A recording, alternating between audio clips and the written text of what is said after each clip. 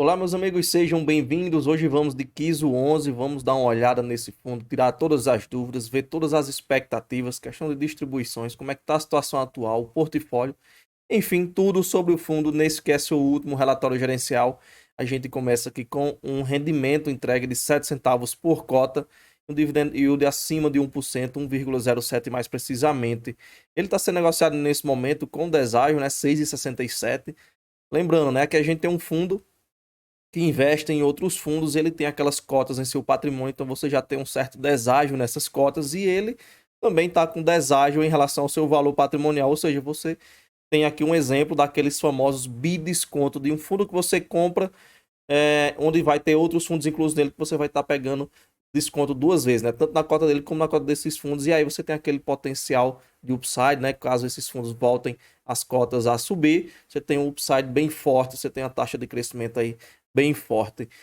O último rendimento foi de 1,07, como a gente viu, né? Tendo em vista a questão da cotação, que inclusive está próximo desse valor atualmente. E é um fundo que tem bastante cotistas, né? Mais de 114 mil cotistas. Inclusive, esse número já foi bem maior. O fundo perdeu muito cotista aí nos últimos meses. A gente vai já dar uma olhada nisso. De taxas, a gente tem taxa de administração de 0,6. Não tem cobrança de taxa de performance. A gente vê aqui o número de cotistas. E alguns números aí referentes à cota patrimonial, como a gente já viu. A cota de mercado atualizada, a questão do P sobre VP. E aqui a gente tem os comentários iniciais. Ele vai falar sobre a questão americana, também sobre o Brasil, no tocante aqui a questão do Ibovespa, a questão da valorização do real e a deterioração econômica que nós vemos, né? Nós estamos acompanhando isso acontecer, né? Tanto a questão do risco fiscal, a questão dos impostos, a questão da taxa de juros subindo, né? A inflação meio que descontrolada, mas ali não tão descontrolada, mas a inflação a valores ali bem acima da meta esperada por esse ano. A questão da tendência da Selic continuar subindo. A gente está acompanhando fundos imobiliários caindo bastante de preço, a renda variável no geral caindo de preço, a renda fixa com valores bem atrativos, e a gente vê aquela saída, né, volumosa de muita gente da renda variável vindo para a renda fixa aportar devido à questão do risco, né, tanto na questão do cenário macroeconômico brasileiro, como também altas taxas, né, que a renda fixa está entregando nesse momento. É uma janela de oportunidade, eu diria, para os dois lados, né, tanto na questão da renda variável, né, fundos imobiliários bem descontados, ativos a preços bem descontados, como também renda fixa, uma janela de oportunidade bem interessante, quando você tem ali valores, né, de retornos bem altos, né, considerando ali CDBs, considerando o próprio Tesouro, né, que também está com taxas bem altas. Então, vai aí do cotista, né? Quem tem dinheiro nesse momento aí é um certo privilegiado que vai poder olhar ali e escolher o que é melhor para ele, o que é que encaixa melhor nas estratégias de cada investidor. Ele vai falar que o governo pode adotar medidas fiscais expansionistas para estimular a economia, né? Porém, tem uns riscos adicionais nessa questão. Também vai falar do Banco Central, que está atualmente com uma postura conservadora, né? Diante dos números atuais que a gente tem. Vai falar das incertezas, né? Em relação ao cenário fiscal e inflacionário. Também tem a questão do veto, né? Que ele não vai falar aqui, mas tem a questão do veto presidencial que impacta diretamente a questão dos fundos imobiliários, né, na questão da tributação. E aí tá muita gente aguardando, né? O governo já falou que não tem tendência de taxar os fundos, mas a gente fica meio que esperando, né? Fica com o pé atrás ali para ver se realmente vai ou não vai. Enfim, a gente já viu a questão da tributação das compras internacionais, que foi falado que não ia e acabou que foi taxado, né? E fica esse pé atrás, a galera só vai mesmo ver, só vai acreditar mesmo quando sair alguma coisa, algum documento mesmo comprovando, né? Vai falar sobre o IFIX, a redução no apetite aí dos investidores, né? Como eu acabei de explicar os motivos, né? E ele vai falar no cenário atual como um cenário de oportunidades, né? A questão do duplo desconto que a gente tem no Kiso, né? Que eu acabei de explicar também no começo do vídeo. E aqui a gente vê a questão da alocação. O fundo tem atualmente 2% de caixa e 98% alocado. É um caixa relativamente pequeno, né? Tendo em vista o cenário que a gente tem hoje de oportunidades, né?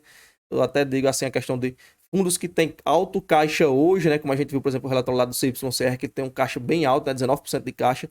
É um grande privilegiado hoje de você ter um caixa grande e você pode alocar em fundos ali, preços descontados, operações bem desvalorizadas. O cenário macroeconômico meio conturbado faz com que isso aconteça, né? Então ali pode, dependendo da estratégia do gestor, fazer ganhos interessantíssimos para o fundo, né? Comprar operações ali para carrego que vão passar todo o tempo, todo o trecho daquela operação, trazendo um retorno alto diante do valor que ela foi adquirido, né?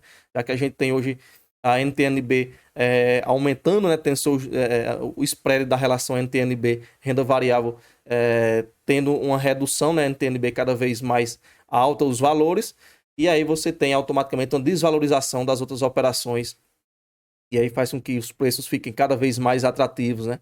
E é também a questão do risco, né, que isso tem dentro do cenário econômico, né, que faz com que também essas operações sejam desvalorizadas, né, e peçam um retorno mais alto, né, peçam uma rentabilidade mais alta para meio que sucumbir esse risco. E aí é aquela questão das oportunidades. Ele vai falar que a base de cotistas diminuiu, a gente vai já ver isso graficamente, a gente tem alguns números aqui, a gente vê aqui no geral a liquidez diminuindo, a quantidade de cotistas diminuindo, a liquidez diária por volta de 521 mil reais negociados por dia, ok?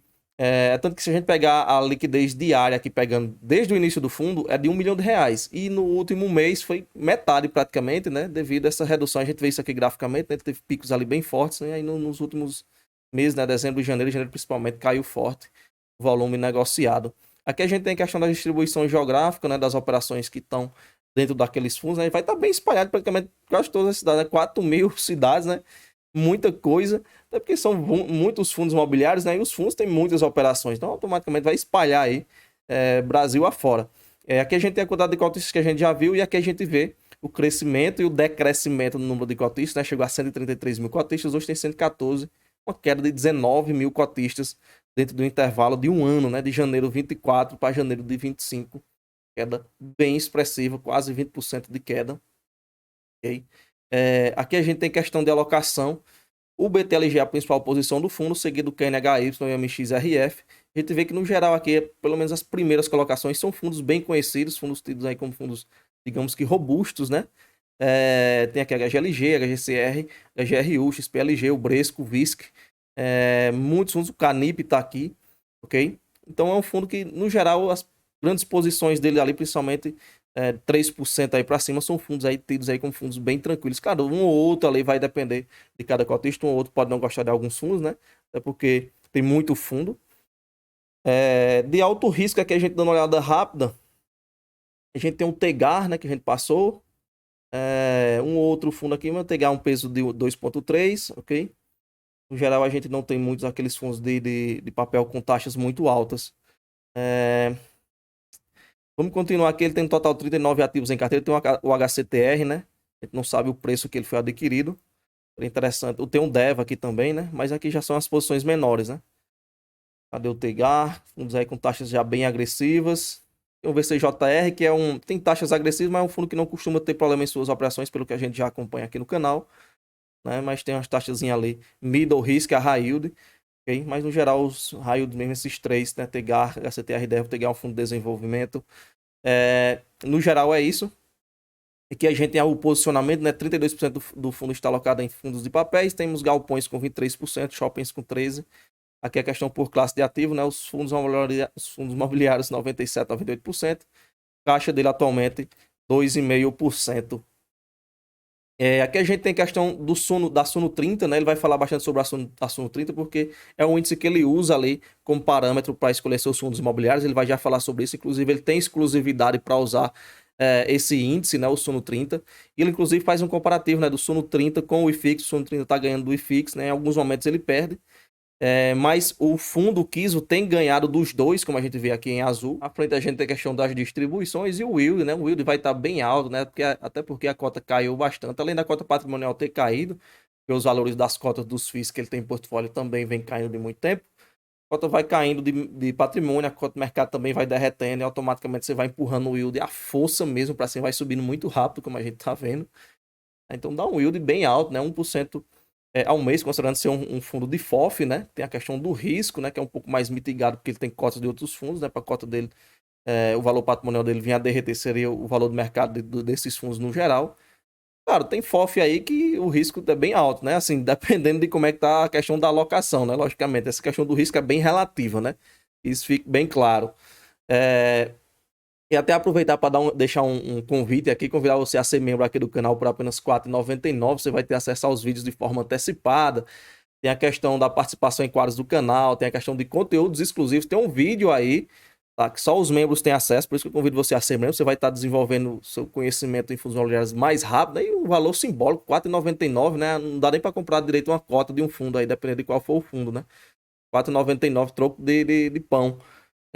Tem até um vídeo que saiu para membros, que é uma análise aí do cenário macroeconômico na questão dos fundos imobiliários, a tendência aí para os próximos meses na questão de cota e de distribuição, ok? Ou seja, quem está vendo esse vídeo aí já está posicionado aí na frente de milhares, olhe lá, milhões de investidores, né? Já que a gente tem ali por volta de 3 milhões de investidores em FIIs, né? Então, um vídeo bem interessante, né? Acesso para os membros, né? R$ 4,99. Vai estar o link aqui embaixo para você clicar e ser membro do canal. E lógico, você vai estar aqui fortalecendo, né? Contribuindo, incentivando a trazer cada vez mais vídeos sobre o assunto. Aqui a gente tem questão de lucro da DRE, né? O lucro líquido do fundo foi 3,3 milhões. Ele distribuiu menos, fez uma reserva, ou seja, dava até para ter distribuído mais esse último resultado. A gente vê que as últimas distribuições foram na casa aí dos 66 a 7 centavos por cota, né? 6 centavos a 7 centavos por cota. E para o próximo mês a gente não tem tanta variação, até porque a Selic vem subindo. Então tem os fundos atrelados à CDI. Na questão da inflação, que a maior parte dos fundos então vão sendo atrelados à inflação, tá meio que parada, né? A inflação não tá baixando. Baixou de janeiro porque já era esperado devido à questão da energia. Então tem a tendência daqui a 2 meses dar uma reduzida. E no mês de fevereiro, que a inflação tá bem alta aí para vir, tem a tendência dele se recuperar. Então vou palpitar que ele continue aí nos próximos meses, nesses mesmos patamares aí dos 6,6 centavos a 7 centavos por cota. Nesse meio termo, né? Até porque ele fez uma reservinha já esse mês. Então segue tranquilo nessa questão da distribuição. Aqui a gente tem questão de performance, né? E os próximos passos aí que a gestão tá bolando. Ele vai falar sobre a curva de juros futuros, né? Que tem aumentado, né? A abertura, tem aumentado esse spread aí, como eu falei já anteriormente, né? A questão da expectativa da inflação alta, né? E vai falar novamente da questão da última distribuição. E também que esse resultado de 7 centavos é o resultado que ele tem ali como o resultado base, o resultado recorrente, sem ganho de capital. Caso ele venha fazer um ganho em alguma venda, né? Comprando alguma coisa barata agora e vendendo depois, seria acima disso, né? Até por isso eu chutei esse palpite dele manter esse mesmo patamar, devido a essa regularidade nesse patamar, como ele seria, né? Ser meio como um recorrente. E aqui algumas perguntas e respostas que ele coloca em todos os relatórios. Ele vai falar sobre o que é o Suno 30, né? Que em resumo é um índice feito pela Suno, né? De acordo com alguns itens que ele usa como critérios, né? No caso aqui são fundos que estão inclusos no IFIX, né? Não são FOFs, né? Não pode ter FOF nessa lista, não pode ter nenhum fundo de tijolo monoativo. E também tem entregue distribuições nos últimos meses, né? Vai falar também que o KISO, né, tem a exclusividade de 10 anos para usar esse índice, ok? Ele vai falar que é um FOF, né? Novamente a gente já viu isso. E vai dizer que é aqui que ele usa essa Suno 30 como parâmetro de alocação, né? Mas tem a questão da gestão ativa por trás também do fundo. Taxa de administração a gente já viu. E aqui o rebalanceamento da Suno 30, tá? Isso aqui não é rebalanceamento do fundo, desse índice. É de forma trimestral. E aqui a gente já finaliza, né? Novamente eu convido vocês aí a questão de ser membro, né? Acesso antecipado a vídeos aqui do canal, conteúdos exclusivos, isso tudo aí vai dar uma turbinada.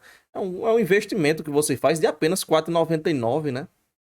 E aí, você tem todos esses benefícios. Vai ter o botão de membro aqui embaixo, né? Embaixo do vídeo, em algum local aí vai ter. Tem um link também, que o link dá certo em todos os aparelhos. Então, inclusive, você clicando lá vai mostrar quais são todos os benefícios, tá? E a forma lá que você pode fazer para tornar membro do canal e dessa fortalecida. A gente se vê no próximo vídeo e valeu!